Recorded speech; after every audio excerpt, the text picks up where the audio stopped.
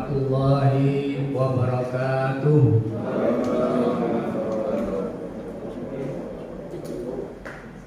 Alhamdulillahilladzi hadana li hadza wa ma kunna linahtadiya laula an hadanallah. Asyhadu an la ilaha illallah wa asyhadu anna Muhammadan abduhu wa rasuluh. Allahumma salli wa sallim wa barik ala sayyidina Muhammad wa ala alihi wa ashabihi ajmain. Amma ba'du. Yang sama-sama kita muliakan Bapak Ketua PTA Samarinda, Bapak Wakil Ketua, Bapak dan Ibu Hakim, yang kami hormati Bapak Panitera, Bapak Sekretaris, serta para pejabat fungsional, struktural, dan seluruh karyawan-karyawati PTA Samarinda yang kami banggakan. Untuk mengawali kegiatan pintar ini, kami mengajak kepada kita semua untuk senantiasa memanjatkan puji syukur kehadirat Allah Subhanahu wa Ta'ala yang telah memberikan rahmat, nikmat dan karunia-Nya kepada kita semua. Setelah kita 2 hari libur, sehingga dalam keadaan pagi ini alhamdulillah semuanya dalam keadaan cerah dan gembira. Selawat serta salam mudah-mudahan tetap tercurah kepada junjungan kita, kepada sanjungan kita Nabiullah Agung Muhammad Sallallahu Alaihi Wasallam, kepada para keluarga, para sahabat, dan mudah-mudahan terlimpah pula kepada kita semua selaku pengikut dan pengamal sunnahnya. Bapak Ibu yang saya hormati, karena ini masih bulan Agustus, jadi kalau boleh bintang saya pada pagi hari ini saya beri judul 3 cara mensyukuri nikmat kemerdekaan. Bapak Ibu yang saya hormati, syukur nikmat itu didasarkan pada salah satu hadis yang diriwayatkan oleh Imam Tirmidzi dari Abu Hurairah, yang menyatakan bahwa qala Rasulullah sallallahu alaihi wasallam, malam yashkurin nas lam yashkurillah. Jadi barang siapa yang tidak berterima kasih, tidak bisa bersyukur kepada sesama manusia, maka pada hakikatnya dia itu tidak bersyukur kepada Allah. Nah, dari hadis ini maka kita manusia itu harus banyak-banyak bersyukur, harus banyak-banyak berterima kasih kepada sesama manusia. Kenapa kita diperintah untuk bersyukur kepada manusia? Karena hidup kita ini tidak bisa hidup kita ini tidak bisa lepas dari jasa dan bantuan orang lain. Kita bisa makan nasi, itu berapa puluh ribu orang yang terlibat sehingga kita bisa makan nasi. kita bisa pintar, kita bisa memperoleh titel ini, titel itu berapa ratus orang yang membantu kita, yang terlibat dalam rangka kita bisa mencapai sesuatu itu. Dan gak ada mungkin, tidak mungkin orang hidup di dunia ini hidup sendiri tanpa jasa, tanpa bantuan dari orang lain. Karena itu bersyukur kepada orang lain, berterima kasih kepada orang lain itu adalah merupakan perintah, dan karena itu perintah itu adalah merupakan kewajiban bagi kita semua. Kewajiban yang diberikan oleh Allah kepada kita. Dalam surat Al-Baqarah ayat 237 Allah menyatakan wala tangsawul fadla baik. Kata Allah, janganlah coba-coba kalian itu melupakan kebaikan di antara kalian. Karena itu, karena kita hidup ini banyak memperoleh kebaikan, banyak memperoleh bantuan, banyak memperoleh andil dari orang lain, maka kita hidup di dunia ini harus banyak-banyak bersyukur kepada sesama manusia. Kalau kita bersyukur kepada sesama manusia, itu pada hakikatnya kita telah bersyukur kepada Allah Subhanahu wa Ta'ala. Bapak Ibu yang saya hormati, selanjutnya kata Syekh Tontowi dalam kitab tafsirnya Al-Wasit, beliau mengatakan bahwa yang namanya syukur itu adalah istiqmalun ni'am fima khuliqat lahu. Yang artinya yang namanya syukur itu adalah menggunakan nikmat itu sesuai dengan untuk apa nikmat itu dibuat atau nikmat itu diberikan. Bapak Ibu yang saya hormati, Allah memberikan nikmat itu kan ada manfaatnya. Allah memberikan nikmat kepada kita itu ada tujuannya. Nah, karena itu kita syukur itu apabila kita itu mengamalkan nikmat itu sesuai dengan yang dikehendaki oleh Allah. Itu yang namanya syukur. Ya, contoh Allah memberikan nikmat berupa sehat kepada kita. Allah memberikan nikmat berupa sehat kepada kita, itu kan diberikan agar kita ini mampu ya dan kuat untuk beribadah kepada Allah. Kita diberi nikmat sehat ini agar kita mampu untuk mencari nafkah dan lain sebagainya.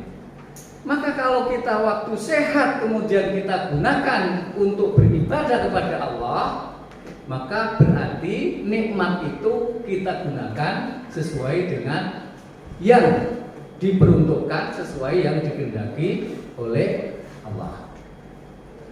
Tapi sebaliknya kalau nikmat itu kita gunakan di luar itu, nikmat itu kita gunakan selain itu, berarti kita itu kufur atau mengingkari nikmat yang diberikan oleh Allah kepada kita. Nah, Bapak Ibu yang saya hormati, kemudian Abdul Halim Mahmud dalam kitabnya Al-Fatawa itu menyatakan bahwa kalau kita semua ini dianggap orang yang bersyukur, ya, orang kita ini dianggap syukur kita itu sempurna, ya, syukur kita itu baik, syukur kita itu betul-betul syukur kalau kita itu bisa melakukan 3 hal. Yang pertama, kata Abdul Halim Mahmud, yang pertama bahwa kita harus sadar betul dan mengakui bahwa nikmat yang kita terima itu adalah anugerah dari Allah Subhanahu wa Ta'ala. Ini kita harus yakin betul itu. Jadi kita pandai itu bukan karena kita rajin belajar atau mungkin kita kaya ini karena kita rajin kerja, kita usaha lancar karena kita sungguh-sungguh, itu bukan. Memang itu juga faktor, tetapi faktor yang paling utama, faktor yang paling menentukan bahwa semua itu adalah anugerah dari Allah Subhanahu wa Ta'ala. Karena itu, apapun yang kita terima yang merupakan nikmat, maka kita harus yakin dan mengakui betul-betul bahwa nikmat dan anugerah itu adalah dari Allah Subhanahu wa Ta'ala. Nah, kemudian yang kedua, kita syukur itu nikmat kalau kita bisa memanfaatkan nikmat itu sesuai dengan apa nikmat itu diberikan. Nah, seperti yang sudah kami sampaikan tadi, bahwa kita itu syukur sempurna manakala nikmat yang kita terima itu kita pakai, kita amalkan, kita gunakan sesuai dengan yang dikehendaki oleh Allah Subhanahu wa Ta'ala. Nah, kemudian yang ketiga, syukur kita itu sempurna manakala kita memuji Allah dengan ucapan alhamdulillah.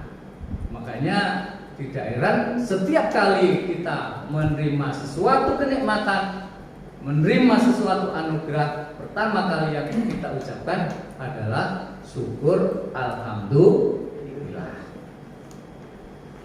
Nah, Bapak Ibu yang saya hormati, nah kaitannya dengan kemerdekaan, kita yakin bahwa nikmat yang terbesar yang diraih oleh bangsa Indonesia adalah nikmat berupa kemerdekaan. Karena kita tidak bisa membayangkan hidup yang seperti ini manakala kita Indonesia ini tidak bisa merdeka. Nah, karena itu, karena kemerdekaan itu adalah nikmat yang terbesar yang diraih oleh bangsa Indonesia, dan kita sebagai salah satu anggota bangsa Indonesia, maka sebagaimana yang diuraikan tadi, kita wajib mensyukuri nikmat kemerdekaan Indonesia. Nah, Bapak Ibu yang saya hormati, nah cara mensyukuri nikmat itu ya ada tiga, yang seperti saya kata tadi. Yang pertama, meyakini dan mengakui bahwa nikmat kemerdekaan adalah anugerah dari atau rahmat dari Allah Subhanahu wa Ta'ala. Jadi kemerdekaan ini bukan karena semangat para pahlawan, ya bukan karena kepintaran tokoh-tokoh kita dulu. Memang karena itu, tapi yang lebih menentukan, yang lebih utama bahwa kemerdekaan ini itu adalah rahmat dari Allah Subhanahu wa Ta'ala. Dan itu kita bangga, kita cukup bangga selaku umat Islam, karena para pahlawan, para pendiri negara ini ya katakanlah orang-orang yang religius, yang keyakinan agamanya itu sangat tinggi, keyakinan agama itu sangat kuat, sehingga beliau-beliau pada waktu itu yakin betul, mengakui betul bahwa kemerdekaan itu adalah rahmat dari Allah Subhanahu wa Ta'ala. Makanya diwujudkan dalam pembukaan Undang-Undang Dasar 1945 atas berkat rahmat Allah dan didorongkan oleh keinginan luhur, supaya berkehidupan kebangsaan yang apa itu ya?